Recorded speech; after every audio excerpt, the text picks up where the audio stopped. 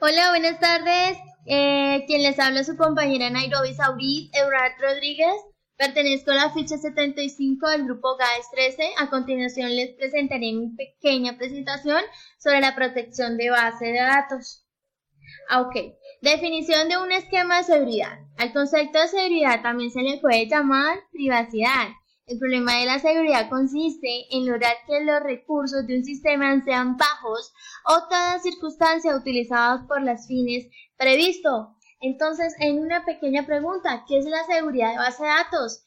Pues aquí les tengo, compañeros, es en líneas generales, seguridad de datos se refiere a medidas de protección de la privacidad digital que se aplica para evitar el acceso no autorizado a los datos, los cuales pueden encontrarse en ordenadores, sitios web, entre otras cosas. El concepto de seguridad lo medimos en 3 puntos importantes. Hablamos de la primera, la protección del sistema frente a ataques externos. Hablamos de la segunda, la protección frente a caídas o fallas en el software o en el equipo. Y hablamos en la tercera, la protección frente a manipulación por parte de usuarios no autorizados.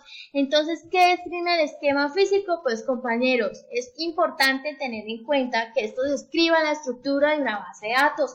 Es una forma soportada por un sistema de gestión de base de datos que generalmente almacena a un diccionario de datos.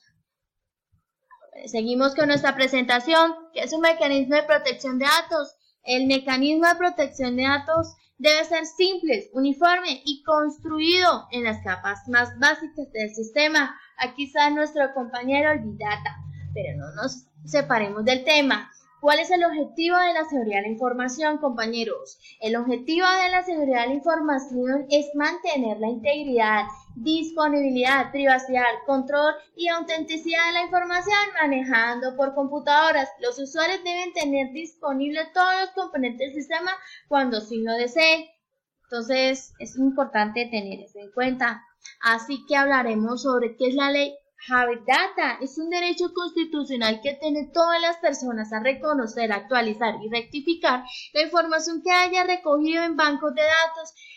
Pues en pocas palabras, así como es cuando hablamos del Big Data, como que nos referimos a un conjunto de datos o combinaciones cuyo tamaño está entre el volumen, complejidad, variabilidad, velocidad, crecimiento, dificultades, captura, gestión y entre otras cosas.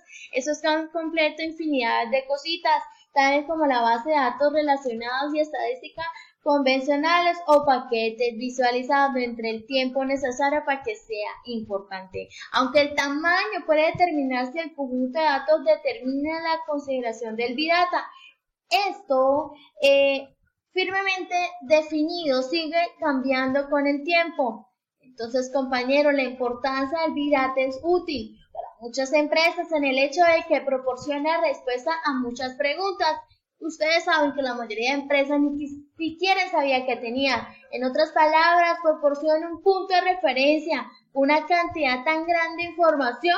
Los datos pueden ser moldeados o probados de cualquier manera que la empresa considere adecuado hacerlo. En Colombia, ¿qué ley la rige, compañeros? Pues la ley 1581 del 2012 escribió el régimen general de la protección de datos personales, el cual, de conformidad con su artículo 1, tiene por objeto desarrollar el derecho constitucional.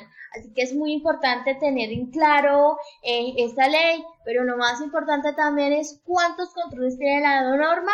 Pues hablaremos de la norma ISO 27001. El número del dominio de este se ha incrementado, el número total de controles se ha reducido notablemente en 14 dominios, 35 objetivos controles y 14 controles. Así que, ¿qué seguridad? Y seguiremos hablando de él. Pues es como evitar riesgos en mi futuro, tener prevenida la empresa o aquellas cositas. ¿Qué tratamiento de los datos personales? No hay que pasar eso en alto. Pues la ley recoge la definición de tratamientos de datos como cualquier operación o procedimientos técnicos, sean no autorizados o que permiten el usuario. Seguiremos hablando acá. ¿Por qué es importante el análisis de riesgo? Pues compañeros, el análisis de riesgo ayuda a las personas encargadas de tomar decisiones, a los directivos y a entender la gestión de riesgo, cómo puede afectar en la consecución. Pues compañeros, en pocas palabras, cuando hablamos sobre el análisis de riesgo,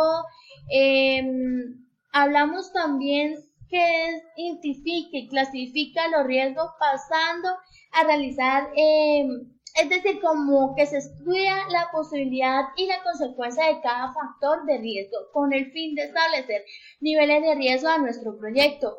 Pues en pocas palabras, determinar cuáles son los factores de riesgo que potencialmente tenían un mayor efecto. Entonces aquí es uno más 3 pasos importantes de una evaluación: esta identificación, análisis, valoración de riesgo. La forma de aplicar este procedimiento va en función del contexto. Entonces seguimos acá. Esta es una imagen que les traje muy completico, donde habla pues en estas funciones sobre la vulnerabilidad, activos, valor, requerimientos, controles y amenazas, compañeros. También hablaremos de los métodos de análisis de riesgo. Hay 3 importantes: el método cualitativo, el método cuantitativo y el método semi-cuantitativo. ¿Cuál es el método cualitativo? Pues el método de análisis de riesgos más utilizado en la toma de decisiones. Pues así en pocas palabras, se puede utilizar cuando el nivel de riesgo sea bajo y no justifique el tiempo y el recurso necesario para hacer un análisis completo. Aquí hay unas más importantes, como el cuestionario de entrevista de estructuras, como evaluaciones para el grupo multidisciplinario y un juicio especializado. Hablaremos sobre el método semi-cuantitativo. Se utiliza clasificaciones de palabras como alto, medio, bajo o descripciones más detalladas.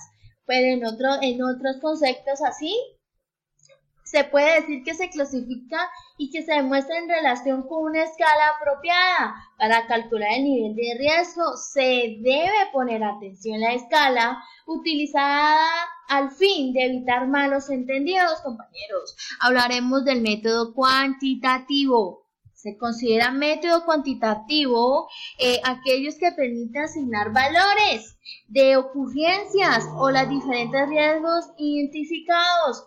Pues compañeros, también en pocas palabras se puede decir en 3 conceptos, como análisis de probabilidad, como análisis de consecuencia y simulación de computadoras.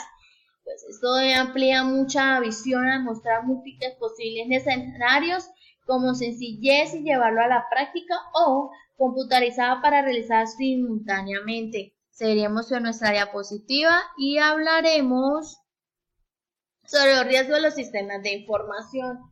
Es importante resaltar que hay 2 tipos, como el riesgo físico y el riesgo lógico. Acceso no autorizado, catástrofe, como hoy en día, incendios, terremotos, tormentas, vandalismo, nunca falta el ladrón que se roba las cositas, y falla de flujo eléctrico, daño causado por el hombre. El riesgo lógico, software malicioso. Ustedes saben, compañeros, que estamos en la vanguardia de la tecnología, así como hay hackers que están en la fila del cañón esperando que esas tecnologías lancen su nueva versión para que ellos maliciosamente crean sus virus. Errores como el software y ataques de negación de servicio. Seguimos con nuestra presentación. Aquí les traje 3 cositas súper importantes. Me pareció súper chévere que dicen sobre la clasificación del flujo de la información. Pues identificar tipos de datos de información y clasificarlos. Puede ser confidencial, privado, sensitivo, externos y públicos. Análisis de flujo de información. Pues observa cuáles son las instancias que maneja. También hablamos como valorar la probabilidad de las amenazas. Consideramos como el interés, el nivel y la frecuencia. Pues compañeros, también hablamos que hay 2 tipos de usuarios. Hay que tener eso claro, compañeros. Hay 2 tipos de usuarios. El primer usuario puede ser como el que crea, el que borra, el que modifica objetos y que además puede conceder privilegios a otros usuarios. También tenemos el otro usuario, para que con el derecho a consultar, actualizar, pero sin borrar, sin crear los privilegios sobre los objetos. Hablamos por el valor de probabilidad de amenazas, la valoración de probabilidad de amenazas como baja, mediana y alta. Acabamos de decir en la anterior diapositiva. Así que seguimos con nuestra diapositiva. ¿Qué es política de seguridad? Bueno, la política de seguridad de la información y protección de datos personales aplica a todas las entidades y funcionarios, contratistas o que tenga relación directa, que tenga acceso a la información a través de documentos. Es importante resaltar esa pequeña conceptos. En pocas palabras, la seguridad de base de datos es lo más importante. Podría soportar varios estándares cuyos ejemplos manejan tipo muy valioso. También decimos la importancia. Pues la importancia de la seguridad de la información es para que aquellas guían el comportamiento personal. Así que eso es como la guía, como una lista de chequeos, en mi punto de vista. Pues hablaremos de las fases de implementación, la política de seguridad de la información. Bueno, hablamos de las primeras, justificación de creación de política. Esta fase, en pocas palabras, debe responsabilizar el área para la creación de la política estructurada y escribirla, revisarla, aprobada por aquellos que buen término lo ven. También hablaremos sobre el enlace. Debe determinar a qué población la tenemos que dar, a quién lo aplica. Eso es muy importante. Los roles y responsabilidades, compañeros. ¿A qué roles y responsabilidades se debe definir los responsables de los roles para la implementación y aplicación de seguimiento autorizado por las políticas? También hablaremos de la revisión de la política. Es la entidad mediante la cual la política, una vez haya sido redactado. Así que hablaremos también sobre la provisión de la política, pues debe terminar como anterior la entidad personal o el rol de alta dirección. También hablaremos sobre el cumplimiento, fase mediante el cual todas aquellas políticas escritas deben estar implementadas y relacionadas a los controles de seguridad de la información. Eso con el fin de que exista consistencia entre los escritos de la política versus los controles de seguridad implementados en el documento.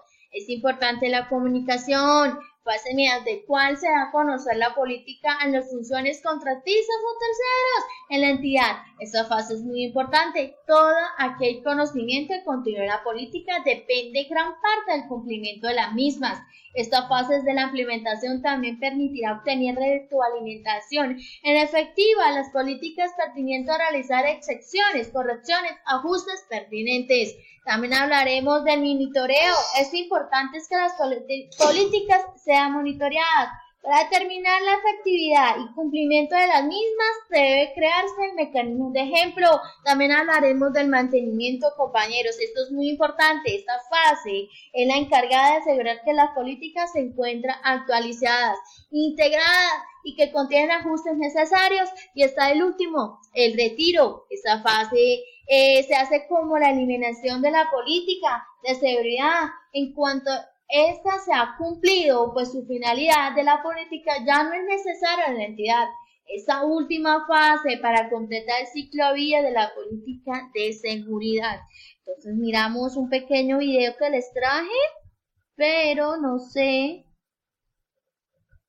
cómo. Ok, aquí está. Este vídeo repasa los métodos de recolección y análisis de datos en la evaluación de impacto. Una evaluación de impacto tiene como propósito medir impactos y averiguar hasta qué puntos se pueden atribuir al programa o a la política, para que se pueda valorar su eficacia.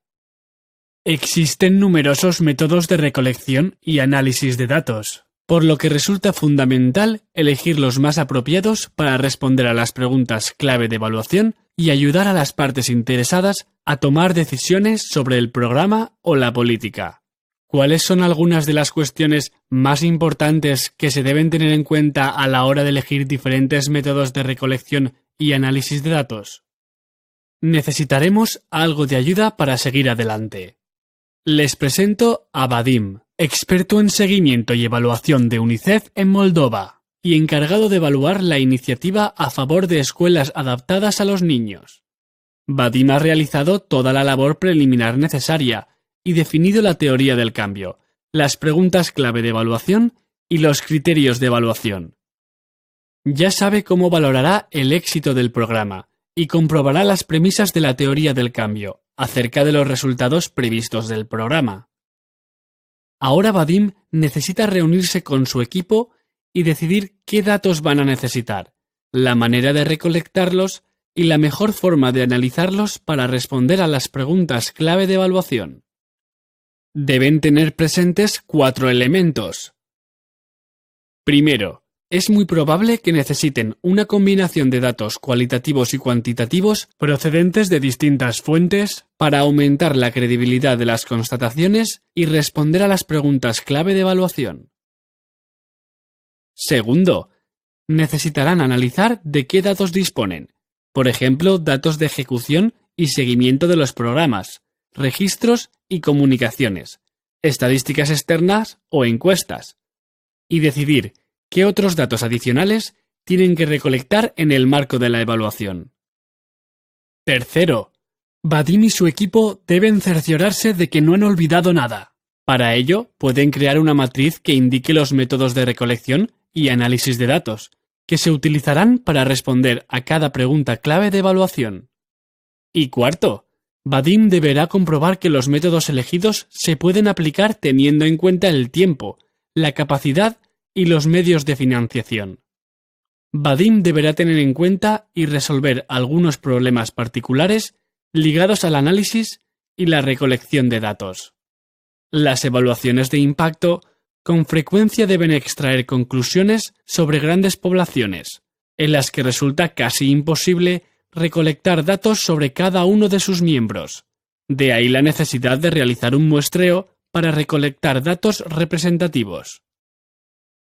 La iniciativa a favor de escuelas adaptadas a los niños de Vadim ha trabajado con más de 600 niños y profesores en 4 escuelas diferentes. Por lo tanto, este deberá elegir el método de muestreo tanto en los lugares control como en los experimentales para evaluar el impacto del programa. Aunque el muestreo suele ser esencial, introduce algunos errores en los datos, ya que no se trata de una representación real del conjunto de la población, y puede verse sesgado por el método de selección. Vadim tiene acceso a 3 tipos de técnicas de muestreo. Probabilístico, en el que el muestreo es aleatorio y las constataciones pueden extrapolarse. Intencional, en el que se escogen casos específicos con abundante información a través de un proceso de selección transparente. Y de conveniencia, en el que los casos se eligen según su disponibilidad, lo que acelera y facilita el proceso pero lo hace menos fiable. Una buena estrategia de muestreo permitirá una extrapolación adecuada, en la que se puedan realizar estimaciones sobre el conjunto de la población basadas en las constataciones de la muestra estudiada. La calidad de los datos debe gestionarse en todas las etapas del proceso de evaluación. Los aspectos más importantes de la calidad de los datos a los que debe prestar atención Vadim son: validez. ¿Los datos han medido lo que se pretendía que midiesen? Fiabilidad. ¿Se miden y recopilan los datos sistemáticamente? ¿Los resultados serán los mismos cuando se repitan las mediciones? Exhaustividad. ¿Los datos presentan lagunas o son totalmente fiables? Precisión. ¿Son los datos suficientemente detallados y específicos? Integridad. ¿Están los datos protegidos de sesgos o manipulaciones deliberados? Puntualidad. ¿Están los datos actualizados y disponibles a tiempo? Los errores en la recolección pueden dar lugar a datos inutilizables o constataciones inválidas e inducir a error a los responsables de tomar decisiones. Al igual que en todas las evaluaciones de UNICEF, Vadim deberá seguir las directrices éticas de evaluación, Ethical Guidelines for Evaluation, del Grupo de Evaluación de las Naciones Unidas. Su equipo también deberá consultar el sitio web Ethical Research Involving Children para informarse sobre cómo llevar a cabo evaluaciones con niños. El documento Ethical Guidelines for Evaluation, prevé una serie de obligaciones de los participantes de las evaluaciones que se deben plantear en el diseño y durante el proceso de evaluación. Respeto de la dignidad y la diversidad. Derechos. Confidencialidad. Prevención del daño. Vadim sigue numerosas buenas prácticas durante el proceso de evaluación de la iniciativa a favor de escuelas adaptadas a los niños en Moldova. Por ejemplo, prueba primero sus herramientas de recolección de datos con un grupo reducido de profesores, niños y padres, para asegurarse de que no causan molestias ni afectan a los derechos de los participantes. Se cerciora también de que todos los datos recopilados son anónimos para proteger la confidencialidad de los participantes. En el momento de exponer sus constataciones, Vadim sabe que la presentación de los datos debe ser simple para poder involucrar a diversas partes interesadas. Evita utilizar gráficos complicados o distorsionados y se centra en las preguntas clave de evaluación con visualizaciones claras para reforzar el mensaje.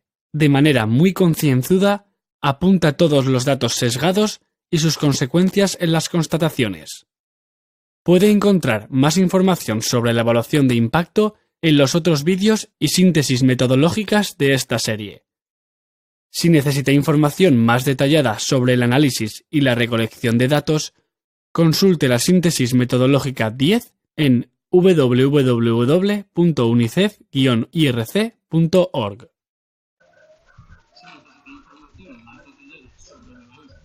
Bueno, compañeros, como vieron en el video, les traje para que ustedes pues analicen y les gusten.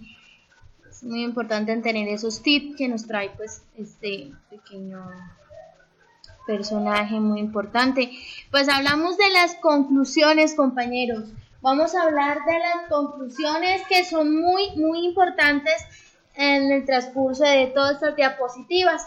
Entonces, hay una conclusión y que yo creo que no sé si ustedes, pero a mí me gustó mucho. Para una organización no puede permitirse considerar la seguridad como un proceso o un producto aislado. Es importante, compañeros, es importante, la seguridad tiene que forma parte de la organización.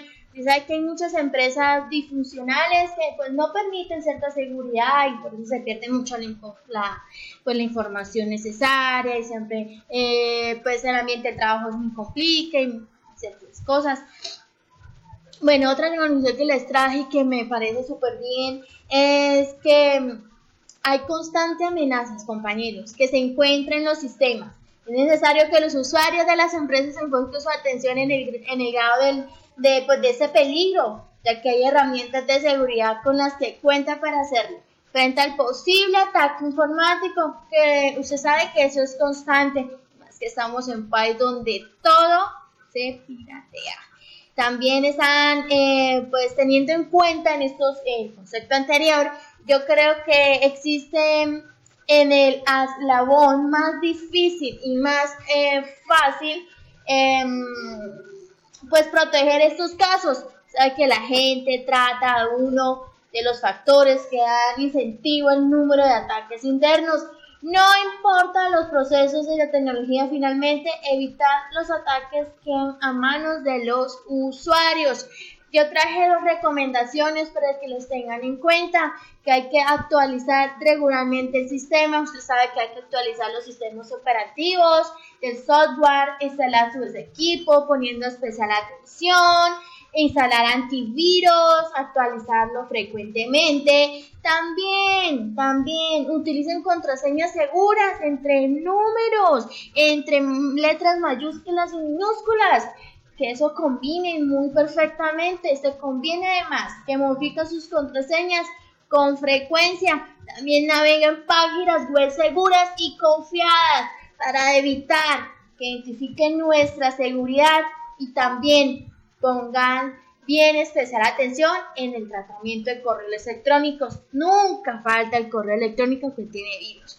Hay que tratar no aceptarlo, no contestarlo, mejor dicho, no verlos y borrarlos directamente. Y lo más importante generalmente y fundamental es estar día a día de las apariciones de nuevas técnicas de amenaza. La seguridad de un equipo informático es lo importante para tratar de evitar la aplicación de solución más efectiva. Así que, compañeros, muchísimas gracias, espero que les guste mi presentación. Quien les habló fue su compañera Nairobi Saurit Ebrard Rodríguez. Un besito, Dios los bendiga a todos. Feliz tarde.